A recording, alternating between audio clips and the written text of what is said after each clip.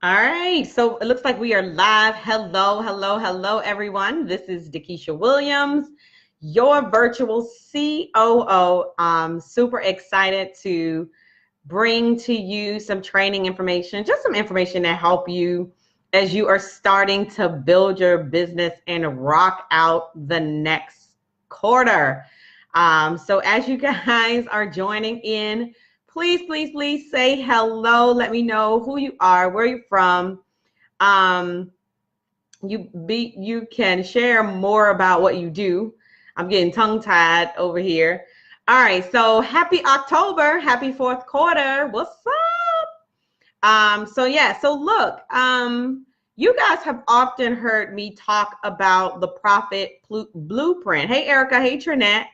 And when we talk about the profit blueprint, hey, Puddin'. So basically what I was able to do was to create a framework. Hey, Erica, that has allowed me to build my business. And it's based on originally 5 pillars, but it's based on 7 pillars. And just to kind of review them really quickly, Trinette, you should know them, right? We talk about prospecting, building your own platform, developing products in your business, making sure that you have a membership portal or membership process in your business. We talk about building your team, which is the people portal, and the importance of having a team. And the last 2 are really for those that are ready to scale their business. So it's not more so for it's not aspiring entrepreneurs, but more experienced entrepreneurs who are really at the point of scaling their business. And so it would be the processes. So implementing processes in your business, which, I mean, listen, it takes a huge load off. We're actually onboarding a new team member, and having processes in place literally kind of helps eliminate the questions and makes the training process easier. Anyway, and then the last one is profit, because it's not about what you make, but it's how much you're keeping. I want you to write that one down. It's not about how much you're making, but it's about how much you're keeping. I'll let that soak in for a second. All right. So, hey, is it, oh Lord, La Teresa? I'm sorry. I think I said it right though. Hey, Louis Penn, how are you? So let's talk a little bit about, for those of you individuals that may not have a tribe, right? So what do you do? Going to use information on my political campaign. Sweet. Look at you go. So here's the thing. When you don't have an audience, right, you have to find a way to build a tribe. Well, what does that mean? So your tribe is the people that will follow you. They will purchase from you no matter what you sell, when you sell it, or how you sell it, right? They are the people that support you 100% every time you go live, every time you have a webinar, every group that you open, every program that you offer. Hey, Monique. Hi, Robert. How are you? And so when you do not have an audience, you got to build your own tribe. And that's one of the things that I was sharing with the Speakers Network last week is so many times we are waiting to get on someone else's stage when you have everything that you need right in front of you to build your own platform. Really, right? So here's what I realized. When you build a tribe, and Monique can attest to this, when you build your own tribe, you are standing together for something, right? So when you build an audience, when you build a community, right, you are building a community who stand together for something, regardless whether it's domestic violence, regardless whether it's a political campaign, but you are coming together to become one for one message. Does that make sense? You come together to create awareness for one message. I love Monique. Monique has created a movement around helping to find missing children. Like it is a very, very, very, it's an increasing problem. You know it's bad when my daughter actually sends me a text message around, potential human trafficking, right? So, hey Trina, how are you? So yes, I love it. Standing together for something. And that's what people miss when it's about building a tribe. So I'm going to show you 3 ways. I believe it's 3 ways. Yes, it's 3 ways that I was able to build an audience and build a tribe. And here's the first thing that you have to get comfortable with doing, right? Share your story. Share your story. That is the first thing that you have to get comfortable with doing, right? So they always say that your mess is your message. So you have to turn your mess into a message. And let me give you just an example, right? So I always, whenever I go live, whenever I speak, regardless of what atmosphere I'm speaking to, an audience of business owners, speakers, what have you, whenever I go live, I've always shared the story of how I lost the same job twice. However, if you have heard this story, you know that on August 24, 2011, I turned in my pink slip. And the reason that I turned in my pink slip is because I wanted to be present for my 2 children. Now stop right there. Now, originally, when I started to tell the story, I would ask, why is it important for me to tell the story? Who cares that I lost the same job twice, right? Who cares that I lost the same job twice? But here is the piece. I started to connect with other mothers. I started to connect with entrepreneurs who are mothers. I started to connect with other entrepreneurs who wanted to leave their corporate job, who wanted to turn in their pink slip and celebrate their hashtag leave-iversary, okay? And so all behind me sharing my story, sharing my mess. And don't get me wrong, it was embarrassing 8 years ago when I was collecting unemployment, which was probably no more than $400 or $500 a week, right? It wasn't enough to pay any of my bills, but that was my mess. And so I turned my mess into a message, and I've been able to create an audience and tribe of other mothers who are ready to walk away from their 9-to-5 so that they can be what? Be present for their children. Isn't that amazing? All behind sharing your story. And I love it because Monique, she has written a book and she shares her story. And so we all know, right? When we want to come together and rally around human trafficking and missing children, we know where to go, right? We know when we want to rally around utilizing digital marketing in our business and technology in our business, who do we go to? I see you over there, Vanessa. So you have to get comfortable with sharing your story, and you have to get comfortable with sharing your mess.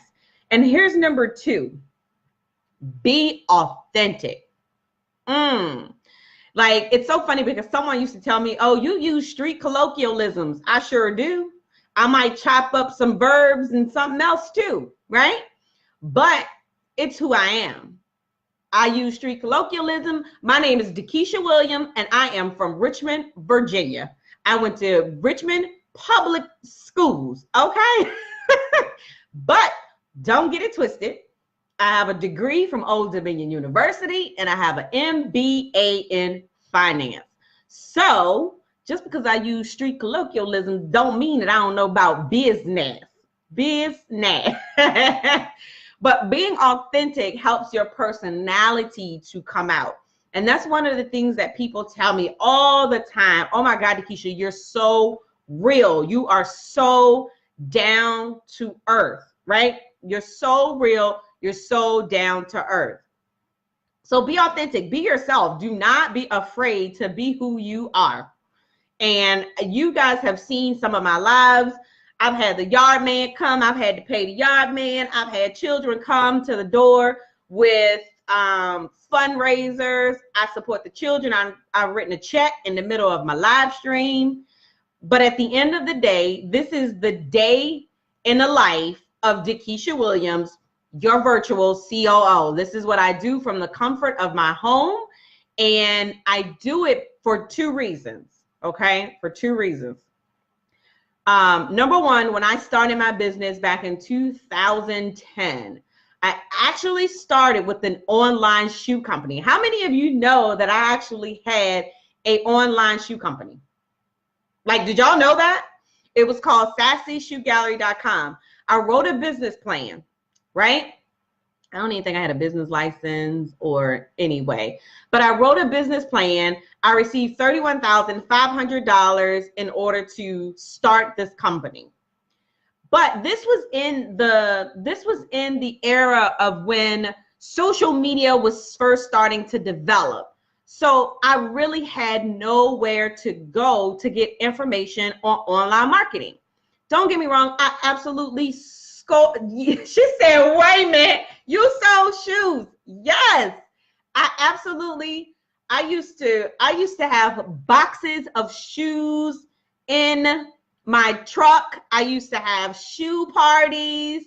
Like, see, these are the things that people don't know. Like, I did not get to where I am overnight. I sold shoes. Hashtag I sold shoes, right? So yes. So it all started from writing a business plan for this shoe company. And people would ask me, how are you growing your company? How are you growing your business? How did you write the business plan? How did you get $30,000 for funding to start a business? And so that's when the consulting piece started to arise in vision consulting. So it all started because I initially did not have anywhere to go in order to get help or receive help to help me grow my business. And so that's why it's so super important for me to get on these different platforms, to build my platform so that I can share some of the mistakes that I made and some of the things that I've learned in business so that you guys don't have to make the same mistakes, right? So I stopped writing business plans a long time ago, and I started to implement strategy. And then the second piece is I'm very passionate when it comes to the children. I am very passionate when it comes to helping mothers be available for their children. For 13 years, and I don't think I've ever told this story, for 13 years, I spent most of the day and the night with a babysitter. And at 13 years old, you know, and I know, you do not have a babysitter at 13 years old. They became my godparents. Absolutely love them dearly. But for 13 years, my mother worked shift work, so I spent most of my time at the babysitters, now my godparents. I didn't want that for my children, so I decided to do something different. And I decided to turn in my pink slip, right, so that I could be available for my kids. And so I shared this so that it gives the motivation to someone else who's sitting at work in a cubicle or just started their business, who wants to achieve the same desired dream goal, right? I decided that I wanted to invest and create a lifestyle business. What does that mean? I wanted to create a business where it was shaped and formed around the lifestyle that I wanted to live, meaning that I wanted to be present for my kids on the weekend for football. This coming January, I'll be traveling for gymnastics, and my business will still run. We will still generate revenue. We will still continue to grow. And I say these things because I know that there are people under the sound of my voice who desire to have the same. And so I share this with you because it's, number one, it's relevant information. And that's the third thing. You have to find a connecting conversation, okay? So share your story, be authentic, and find a connecting conversation.